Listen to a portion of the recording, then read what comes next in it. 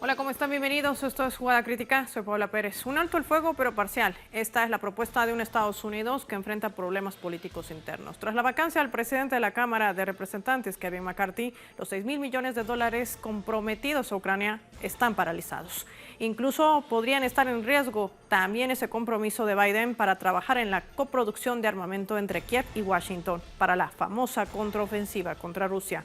Pero ¿por qué un alto al fuego parcial y no total? ¿Será esta la carta que pretende jugar la Casa Blanca para que en ese tiempo, en ese lapso, Ucrania se rearme?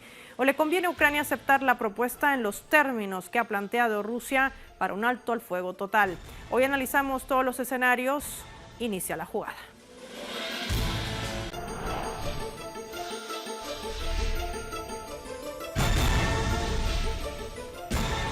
Dos escenarios que pueden marcar esta jugada: que Ucrania se rinda y reconozca la independencia de esos territorios en la región del Donbass. Y el segundo, que existan condiciones también de un diálogo, pero sincero y real.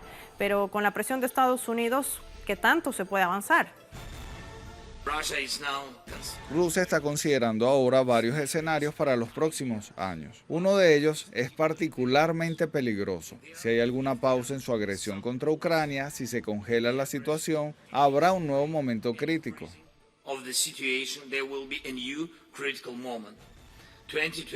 Si se permite a Rusia para adaptarse ahora para el año 2028, el Kremlin podrá restaurar el potencial militar que destruimos.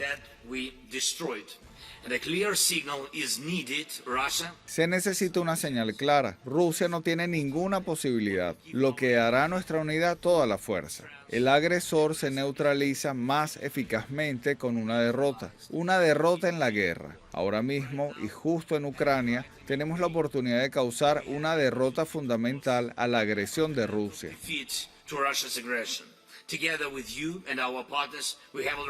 Junto con usted y nuestros socios ya hemos hecho cosas que parecían imposibles. Juntos hemos defendido a Ucrania. Europa es más independiente de Rusia que nunca. Europa realmente ha demostrado que tiene el derecho a ser un estándar global para la protección de la libertad humana y el derecho internacional. Ucrania necesita el apoyo de la Unión Europea, que seguro que lo tendrá, y lo incrementaremos, pero también el apoyo de Estados Unidos. Mi esperanza, la esperanza de los ucranianos, y creo que todos los que no quieren que Putin gane esta guerra, deben esperar que Estados Unidos retome esta cuestión y siga apoyando a Ucrania. Mientras eso sucede, se celebra la famosa cumbre de Granada con jefes de la Unión Europea. Vamos a continuación a presentarles algunas aristas, porque todo ha rondado entre más financiamiento a Ucrania y más armas para el régimen de Kiev.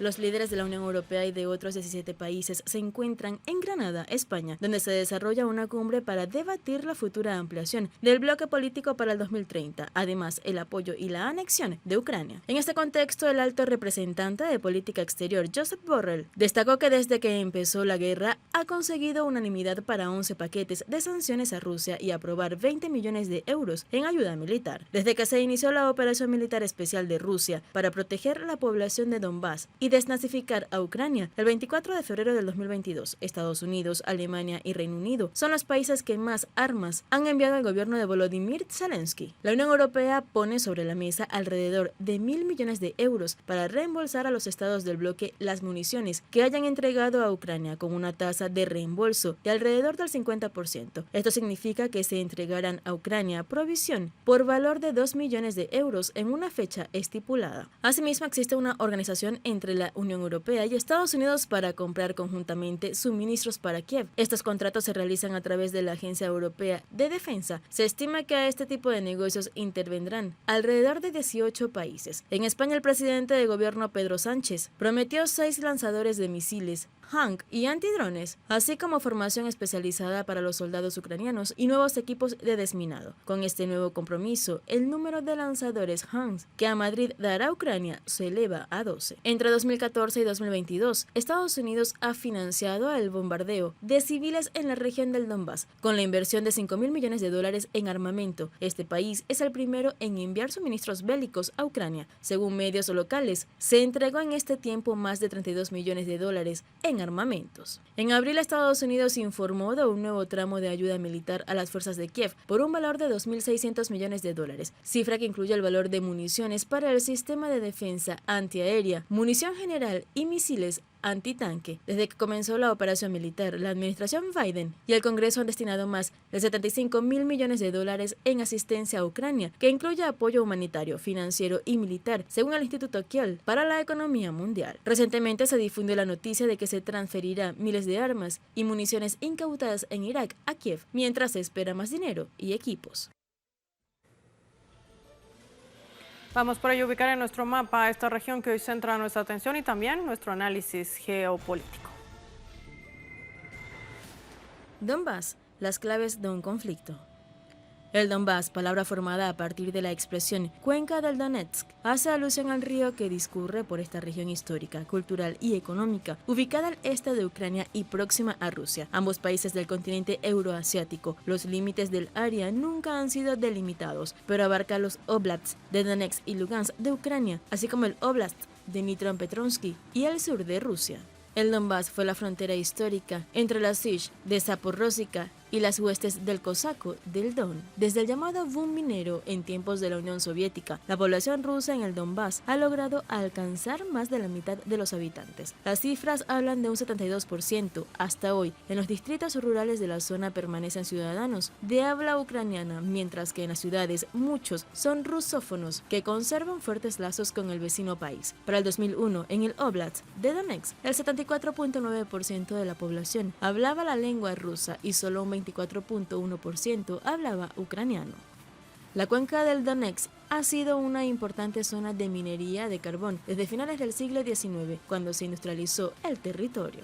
La economía local está denominada por la minería del carbón y la industria metalúrgica. Pese a que la extracción anual se ha reducido desde la década de 1970, el Donbass sigue siendo un importante proveedor. La extracción del lignito se ejecuta alrededor de 600 metros por debajo de la superficie, mientras que la minería de antracita y hulla bituminosa se lleva a cabo a unos 1.800 metros de profundidad. Según diversas fuentes, al menos 14.000 civiles habrían sido asesinados en el Donbass durante la última década, acción cometida por el ejército ucraniano y grupos paramilitares neonazis contra la población civil prorrusa en Donetsk y Lugansk. En marzo del 2014, a raíz del denominado Euromaidán, grandes zonas del Donbass se vieron involucradas en disturbios sociopolíticos que sentaron las bases de una disputa entre un movimiento independentista prorruso afiliado a las autoproclamadas repúblicas populares de Donetsk y Lugansk y el denominado gobierno post-revolucionario de Ucrania, apoyado por Occidente. Por cierto, desde el Occidente se ha montado la versión de que a Rusia no le agradaron las protestas golpistas y por ese motivo invadió territorios ucranianos en señal de venganza por el derrocamiento del presidente Viktor Yanukovych, nada más fundado si se toma en cuenta los anteriores datos sobre población rusófila, tanto en Donbass como en la península de Crimea. Hasta inicios del conflicto aún en curso, la cuenca del Donetsk era la más poblada de todas las regiones ucranianas, aparte de Kiev, la capital.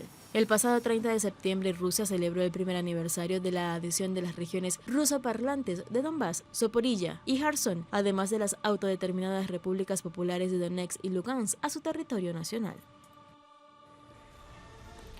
Vamos a marcar la primera pausa en esta jugada crítica. Con ella le compartimos nuestra jugada estratégica. Mientras Occidente arma, financia y sanciona a Rusia, habla de un alto el fuego temporal, pero no total. Son 23 países, hablamos de la OTAN contra el Kremlin. Le preguntamos, ¿en manos de quién está el fin del conflicto? Participe con nosotros, recuerde que su opinión nos interesa. Al regreso, vamos a someter este tema al análisis y compartir sus respuestas en directo. Ya volvemos.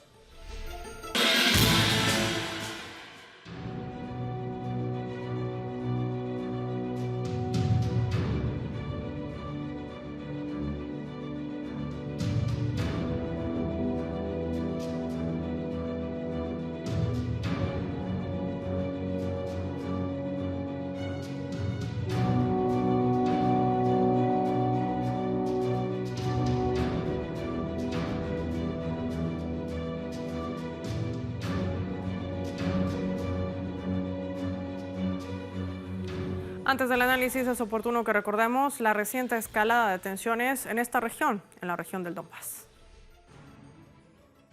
El 24 de febrero de 2022, el presidente de Rusia, Vladimir Putin, desplegó una operación militar especial en la zona del Donbass con el objetivo de defender los territorios de las repúblicas de Donetsk y Lugansk, preservar la paz en la región y, según sus palabras textuales, proteger a las personas que han sido víctimas de un genocidio por parte del régimen de Kiev durante 8 años. El mandatario aclaró que sus intenciones no eran invadir Ucrania, sino lograr su desmilitarización. Aunque medios occidentales emprendieron una campaña para señalar a Rusia como el agresor, los hechos prueban lo contrario. Desde las protestas del Euromaidán, la llama del extremismo y la ultraderecha se avivaron en Ucrania de tal forma que las milicias neonazis llegaron a colarse dentro de la policía y parte del ejército. En este contexto ocurre la masacre de Odessa en 2014, donde grupos ultraderechistas quemaron vivas a 48 personas, incluyendo a algunos menores de edad. Ese mismo año, las autoridades de Crimea constitucionalmente celebraron un referéndum de adhesión a Rusia, ganando el sí con un 96,77% de los votos. En este contexto, los territorios de Donetsk y Lugansk, con una alta población rusa, declaran su independencia de Ucrania. Lo que los medios occidentales no cuentan y omiten es que desde hace 8 años los bombardeos, ataques y masacres del gobierno de Kiev contra la población civil, entre ella minorías rusas y húngaras, en dicho país se hicieron constantes amparándose en supuestas operaciones antiterroristas. Tampoco mencionan el genocidio cultural y la limpieza étnica emprendida por el ejército ucraniano y las milicias neonazis como el batallón de Azov contra la población rusa y húngara residente en Ucrania, que ha generado al menos 1,5 millones de desplazados. Los líderes de estos grupos nacionalistas ucranianos se han referido a la población rusa y húngara como cerdos y han amenazado con lincharlos. El mandatario ruso ha aclarado que Rusia se está esforzando por la desnazificación de Ucrania, así como por llevar ante la justicia a quienes cometieron numerosos crímenes de lesa humanidad contra civiles, incluidos ciudadanos de la Federación Rusa.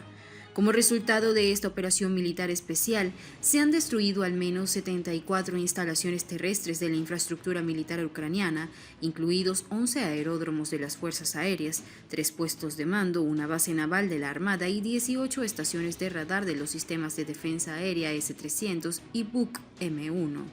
Expertos señalan que la crisis actual fue causada también por la negativa de Kiev de cumplir con los acuerdos de Minsk, así como la cada vez más expansión de la OTAN hacia las fronteras rusas. Entre tanto, Estados Unidos y sus aliados continúan aupando el conflicto, enviando suministros de armas a Ucrania e imponiendo nuevas sanciones ilegales a Rusia.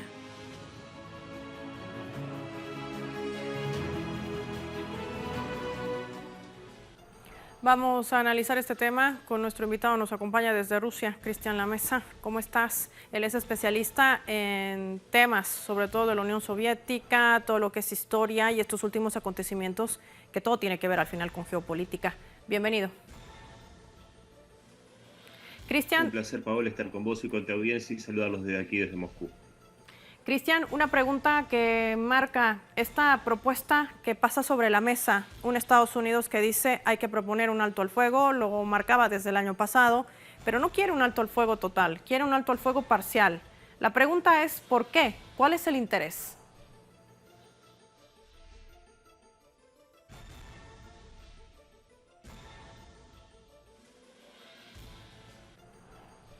Perdón, los he perdido, no escuché la pregunta, Paola. Te vuelvo a preguntar si primero nos escuchas. Ahora sí, perfecto. Desde que escalaba este conflicto al este de Europa, no hace muchos minutos atrás, el presidente ruso decía en una conferencia en Sochi, donde se desarrolló este foro económico, que Estados Unidos, por su hegemonía, por su política, pues siempre va a buscar un enemigo. Rusia ha sido el elegido desde el año pasado y con ello, además, marcan su línea de acción para este complejo militar armamentístico. ¿Por qué hablar de un alto al fuego temporal y no total? Es lo que se pregunta Rusia y lo que nos preguntamos todos. Bueno, yo creo que tiene que ver sinceramente con que, primero, Estados Unidos, ya lo ha dicho el mismo presidente Biden cuando habilitó la entrega de municiones para artillería de 155 milímetros de bombas de racimo, que esto era debido a que en los almacenes, en los arsenales militares norteamericanos ya se habían agotado el stock de los proyectiles de 155 milímetros convencionales. Sabemos que lo mismo, algo muy similar, ocurre con los almacenes de la OTAN en Europa. Entonces, por supuesto que la OTAN y los Estados Unidos en este momento lo que están necesitando frente a una guerra que plantea Rusia de desgaste frente a la Alianza Atlántica, es un poco de aire para justamente reponer fuerzas. Yo creo que en este sentido, por supuesto que Rusia y el Kremlin no son tontos, si se me permite, y por supuesto que no van a acceder a esta estrategia que no va apuntado en otra dirección, sino en justamente, como yo decía, tomar aire, volver a llenar estos almacenes y volver a justamente a generar o revitalizar esta ofensiva por parte de Ucrania contra Rusia. Yo creo que tiene que ver con esto, este llamado al alto al fuego. Sumemos más actores, Cristian. ¿En qué va a quedar entonces la posición de Ucrania? ¿Estará en condiciones de exigir sus puntos de vista para un cese al fuego? Ya vemos que no es el interés de Estados Unidos, pero ¿o será que en todo caso Ucrania, para poder sobrevivir, tendrá que aceptar las condiciones de Rusia? ¿Cuál es el panorama más complejo para ese país que sigue siendo utilizado como un trampolín en este juego? Sinceramente, lo que está pasando en Ucrania no tiene ningún tipo de explicación desde la lógica, desde el sentido común.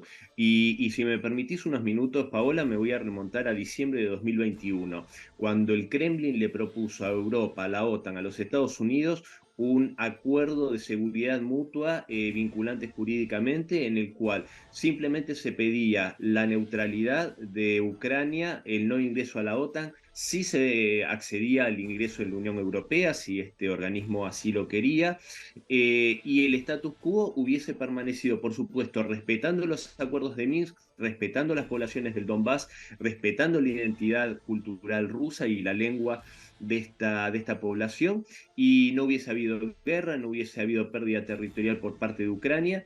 O sea que esas condiciones hoy llevadas al terreno serían un éxito para Ucrania. Eso por supuesto no se va a dar. El famoso plan de paz de Zelensky es realmente algo tan descabellado como el mismo Zelensky. Exigir en las condiciones actuales que Rusia se retire de todos los territorios para sentarse a dialogar realmente es de una fantasía que no se puede entender. Por lo tanto, yo creo que la única alternativa lógica que le va a quedar a Ucrania, por supuesto, va a ser un cambio de régimen. Con el gobierno de Zelensky es imposible cualquier tipo de diálogo, y yo creo que el mismo pueblo ucraniano tarde o temprano lo va a terminar eyectando de ese lugar. Y en Europa, bueno, en Estados Unidos se le está complicando las cosas. Ya vemos la reacción de los parlamentarios republicanos en contra de cualquier tipo de prosecución de ayuda para Ucrania. Vemos el triunfo en las últimas horas del candidato en Eslovaquia, que se opone a cualquier tipo de ayuda que continúe hacia el régimen de Kiev. Entonces yo creo que en toda regla es un callejón sin salida al que están enfrentados, y yo creo que en esta situación, por supuesto, al que va ganando siempre es al que no le conviene acceder a cualquier tipo de alto al fuego o negociaciones. Y hay que recordar en ese sentido, creo yo, las palabras del vicepresidente del Consejo de Seguridad de Rusia, Dmitry Medvedev, cuando dijo que por supuesto hay que proseguir en la desnazificación y la desmilitarización de Ucrania, y que llegado ese momento, sin duda, nuevos territorios van a sumarse a la Federación Rusa, lo cual creo que yo creo personalmente que sería justo en toda regla, ya que uno de estos territorios, por supuesto, sería Odessa, por supuesto, Kharkov, Nikolaev, y como bien decían en el informe elaborado tan impecablemente por Telesur, hay que recordar que estos territorios también fueron fuertes víctimas de este nacionalismo ucraniano, y como ejemplo el asesinato de los manifestantes antigolpe de Estado en la Casa de los Sindicatos de Odessa en 2014.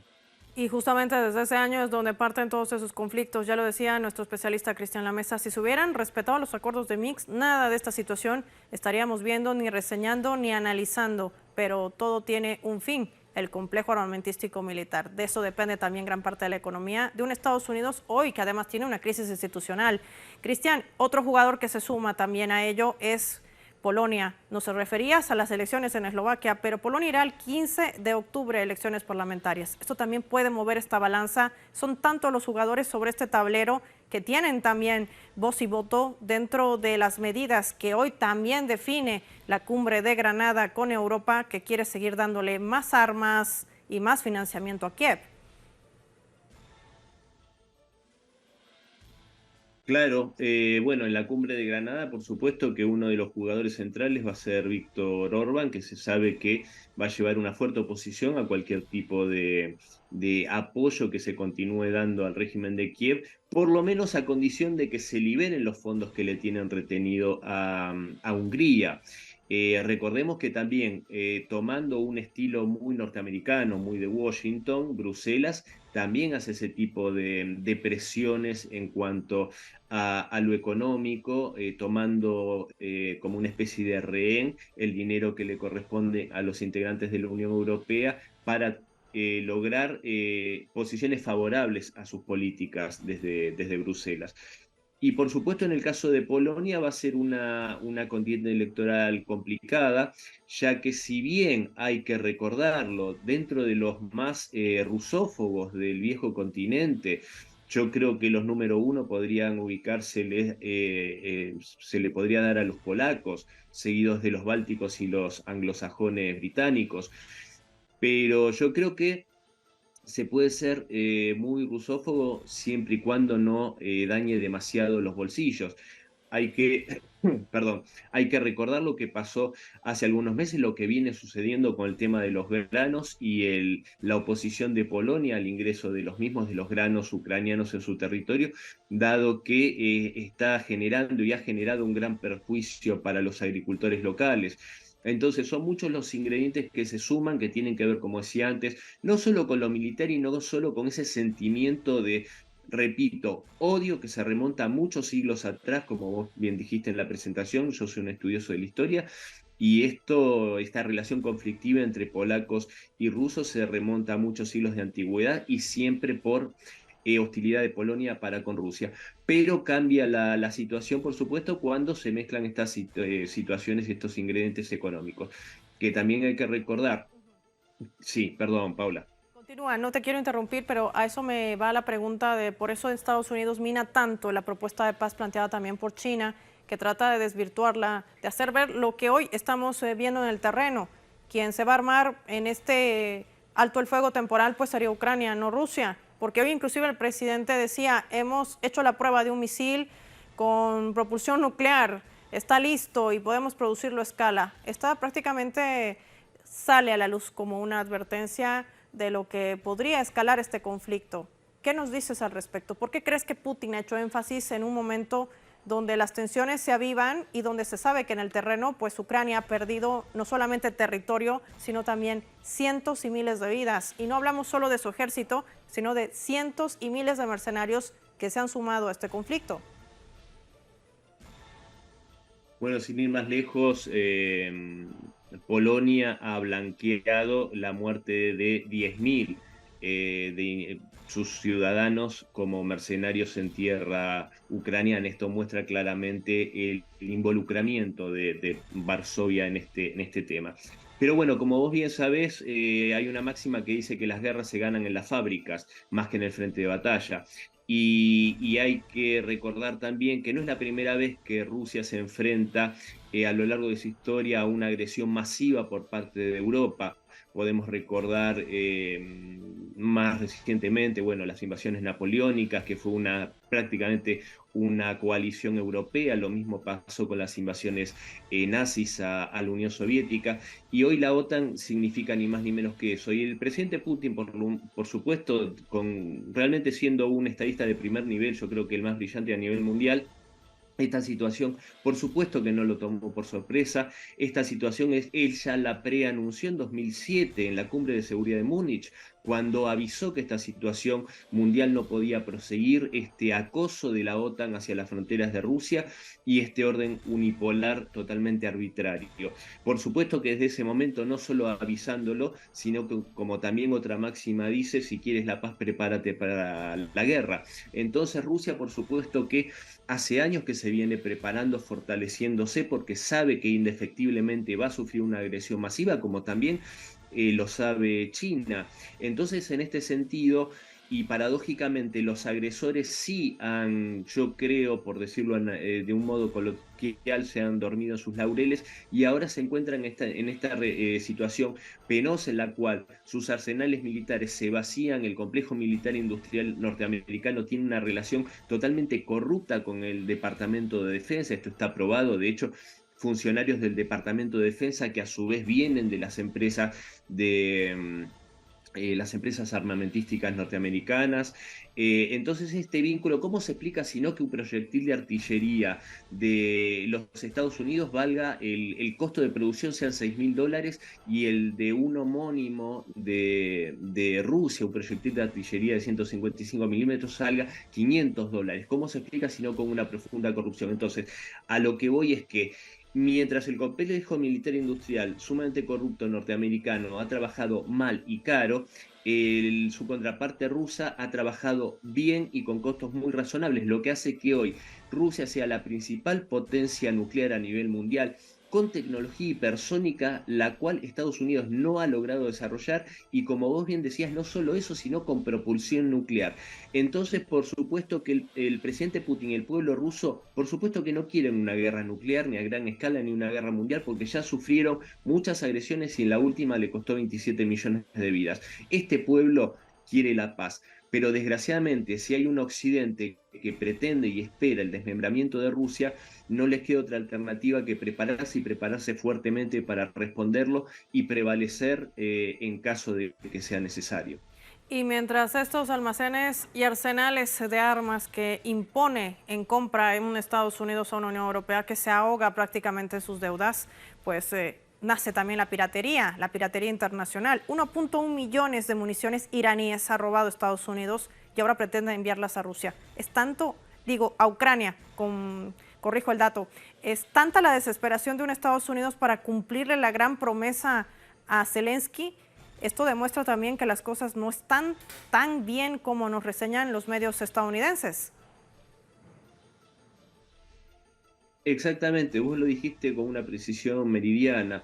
Es la piratería y es esta actitud rapaz que siempre muestra Estados Unidos, y en este caso porque sinceramente realmente es un problema grave el que tienen en cuanto a sus arsenales de municiones. Y también el compromiso que tiene, porque acá hay todo un entramado de corrupción que no solo tiene que ver con el complejo militar industrial, no solo tiene que ver con los funcionarios corruptos y rusófobos, que hoy en otra entrevista destacaba que como buen ejemplo de esto se pueden nombrar, tan solo nombrando a tres ya se describe todo el panorama, que son Victoria Nuland, Anthony Blinken y Jacob Sullivan. No solo es ese entramado que acabamos de mencionar, sino el entramado y los vínculos de corrupción que tiene el gobierno de Zelensky, el corrupto gobierno ucraniano, con la familia Biden, los vínculos de Hunter Biden, ese depravado hijo del presidente norteamericano, con la empresa energética Burisma de Ucrania, las denuncias que se están investigando en los mismos Estados Unidos de prácticamente probados $10 millones en coimas distribuidos en toda la familia Biden como para disimular el ingreso de este dinero. Entonces, ¿por qué lo traigo a colación? Porque por supuesto que todos estos vínculos también abonan ese compromiso, entre comillas, y ese empecinamiento del presidente Biden de seguir alimentando este aparato, esta maquinaria que no hace más que destruir vidas ucranianas y llevarlos a una picadora de carne. Y en contraposición, Paola, vos fíjate cómo todos esos cuantiosos recursos, prácticamente poco y nada fue a las víctimas del terrorífico incendio que asoló a las islas de Hawái. A los ciudadanos norteamericanos se los tiene viviendo en tiendas de campaña en la calle, no se los asiste en las tragedias, y sí se le dan ingentes cantidades de dinero a este régimen, que por supuesto que no es ni más ni menos que un régimen que lleva adelante una política desde 2014, como bien decían, nazi, de persecución racial y cultural contra poblaciones no solo rusas, sino también húngaras, como también señalaba, y esto es uno de los motivos del encono del presidente, del primer ministro Víctor Orbán contra el régimen de Kiev, que en Occidente también poco se nombra.